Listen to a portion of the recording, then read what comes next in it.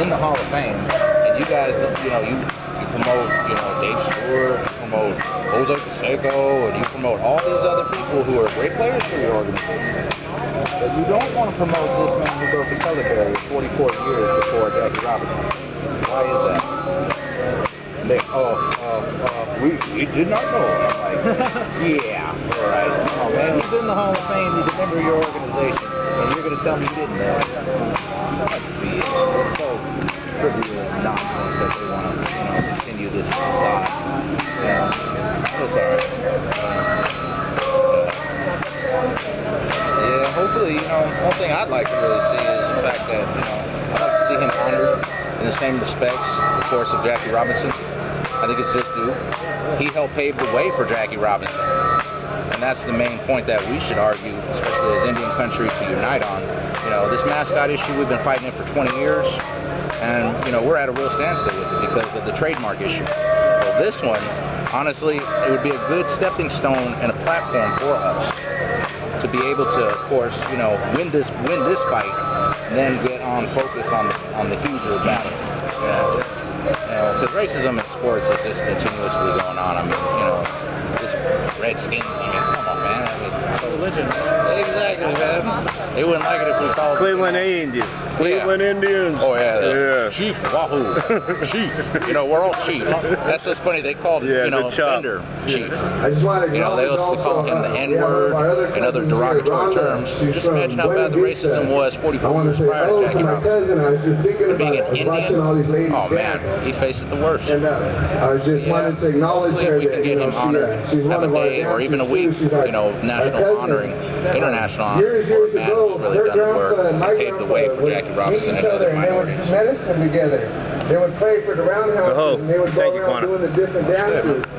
Acknowledging and remembering our people and their contributions and our elders and things that they've done. And, what this young man has brought to my attention, and I realize that his dad, Layman Brightman, who is an educator, still an educator as far as I understand. He's a little older than I am, let's just put it that way. But we went to college in about the late 60s, early 70s, so that gives up my age where I'm at. But when I think about, people that have set a standard for educating our people, I think of Mr. Brightman and the things that he's done, and it makes me feel good, makes my heart good to know that he's still continuing in that way. So his young son came over and he wanted to make this announcement that we've got people that have, and this individual right here that I'm going to read about right off the board, Mr. Charles Albert Bender. He's in the National Baseball Hall of Fame. How many of us knew that we had a native man in the National Baseball Hall of Fame? I didn't. Not many of us. Mr. Charles Albert Bender, a true Ojibwa warrior. He's the first person to break the color barrier, and I know a lot of us, have heard of Jackie Robinson, and of course that's in our mind as to the first African American to break that color barrier. But here we have a Native American, Mr. Bender, who actually was the first person to break the color barrier. Mr. Bender was born May 5th, 1884, the Crow Wing County, Minnesota. He died on May 22nd, 1954 in Philadelphia, Pennsylvania. He's a right-handed batter. He threw right. He played for the Philadelphia A's from 1903 to 1914, Baltimore Terrapins, the Federal League, 1915, Philadelphia Phillies, 1916 through 17, and the Chicago White Sox in 1925. Elected to the Hall of Fame by a Veterans Committee in 1953. Possessing a solid fastball, excellent curveball, and outstanding control, Chief Bender also developed a slider to help him win 212 games during his 16-year Major League career.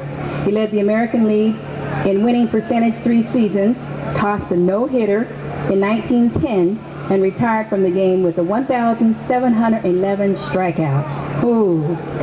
Bender also pitched in 5 World Series, going 6-4 with an ERA of 2.44. A member of the Chippewa tribe and a graduate of the Carlisle Indian School, Bender overcame subtle discrimination and a derisive nickname to become one of the top pitchers of his era. Thank you, Chief Charles Bender. for the late acclaim, having, broken that first person to break the color barrier. And these are the things that our children, that we need to know, that we do have people that are in great places, standing side by side with other persons. I want to thank United Native Americans, Inc., for their bringing this to our attention. And again, Mr. Quanah Brightman, I'll let you say a quick word, real quick, because we got the poems coming on. Thank you. Thank you for just having this quick share. This day, for a lot of us, these holidays like this should really be honored by each and every person nationwide. These holidays, of course, these are not paid holidays. These are not on federal calendars. These things we should be pushing for, of course, peacefully. We can do these kinds of things today through legislation. We can do these things peacefully by just voicing very peacefully these facts. The fact is, Charles Albert Bender broke the color barrier 44 years before Jackie Robinson. We, as the community, I know we number a few, but we can and we should make sure that they remember all of our great heroes. Jim Thorpe, John Levi. There's a huge number of people that need honoring in our communities, our heroes, all of our elders, our life givers.